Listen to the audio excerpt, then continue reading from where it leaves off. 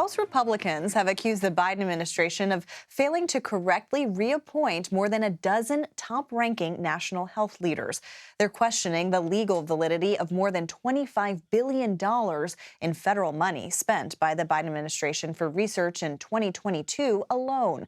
Washington Republican Congresswoman Cathy McMorris Rodgers led that investigation. She's also chair of the House Energy and Commerce Committee. Our CBS News senior investigative correspondent Catherine Herridge spoke to her this afternoon and joins us now. So, Catherine, good to see you. Thanks for being here. What did the Congresswoman have to say about this investigation? Well, the Congresswoman led a months-long investigation out of the House Energy and Commerce Committee, and it alleges that Health and Human Services did not follow the law, something called the Cures Act, when they reappointed more than a dozen senior NIH officials. And this apparent snafu, they said, jeopardizes the legal validity of billions in federal research grants. For voters, why do the findings matter? Well, these findings matter because this is about accountability in government. This is about ensuring that taxpayer dollars are spent wisely, that federal employees, the cabinet secretaries are following the Constitution and the law, that every taxpayer dollar is being spent in a responsible, accountable way. A spokesperson for Health and Human Services told CBS News that the allegations, in their words, are clearly politically motivated and lack merit. And they said at least 5 NIH officials went through a similar appointments process under the Trump administration. Your response? Health and Human Services seems to keep changing their story. This is just their latest effort. I don't know if they don't know what the law is or they are intentionally misleading. I believe that they are referring to Title 42 special appointments that these individuals do receive. It deals with their pay scale.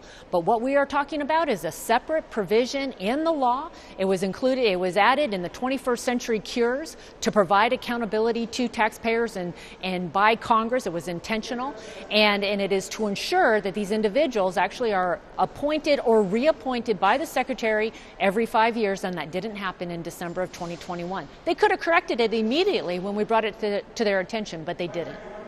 Well, the Biden administration thinks these research grants, and we're talking about billions of dollars here, are on sound footing. An HHS official told CBS News that Secretary Becerra signed affidavits to guard against any future legal challenges. But as you heard from the Congresswoman, House Republicans say that move does fall short. Caitlin. And that's a lot of money and oversight necessary. You also spoke to her about the former president, Donald Trump, and kind of the impact that he's had on the party. She, of course, used to be a while ago a member of House leadership. Did she say anything about his influence? Would she go there? How is she assessing it? Well, we started the conversation by getting some questions in about the Freedom Caucus. She, as you mentioned, had previously served in leadership. And so we asked her for her take on the Freedom Caucus and these reported conflicts. As you could expect, she was pretty diplomatic, saying the Republican Party is open to a broad range of ideas. Okay, so what's happening with the Freedom Caucus? Well, I think when you look at the record, our record in this new majority in the House, we have a very slim majority, and I'm very proud of what we've been able to do. That we have come together, we've united as Republicans with the Freedom Caucus and other members to actually get a major energy bill, H.R. 1, unleashing American energy, domestic energy production, into the Senate. We've passed the Parent Bill of Rights.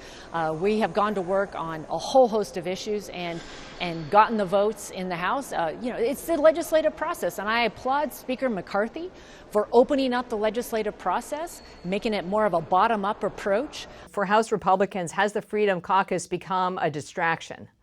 The Freedom Caucus is one of many caucuses on Capitol Hill, and they have a group of members that they have their priorities. What I was highlighting is that they bring their ideas forward, as well as the 200 other nearly 200 Republicans in the House, working with Democrats whenever we can.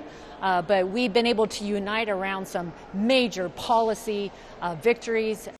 And based on that conversation, I think we can conclude that we haven't heard the last of the Freedom Caucus debate. Yeah, it'll be very interesting to see how they navigate all of this. Yeah. I mean, especially in the Biden administration is very different from operating under the Trump administration. And I'm kind of curious if she addressed Trump's influence on the party as well, because that's something that we're kind of all watching too, is, you know, how lawmakers, whether they're coalescing around any candidates yet in this Republican primary. Well, the short answer is I asked her about this grand jury that's been seated in Georgia and whether an indictment on January 6th would be a tipping point. And she said that she was going to have to take a wait-and-see attitude, see what the grand jury came up with. But she acknowledged what she said were significant policy and strategy victories under the last administration. And that seems to be how a lot of Republicans are looking at this, and balancing all of this as the investigations continue. Catherine Herridge, great to have you and to have that interview with McMorris Rodgers. Thank you so much.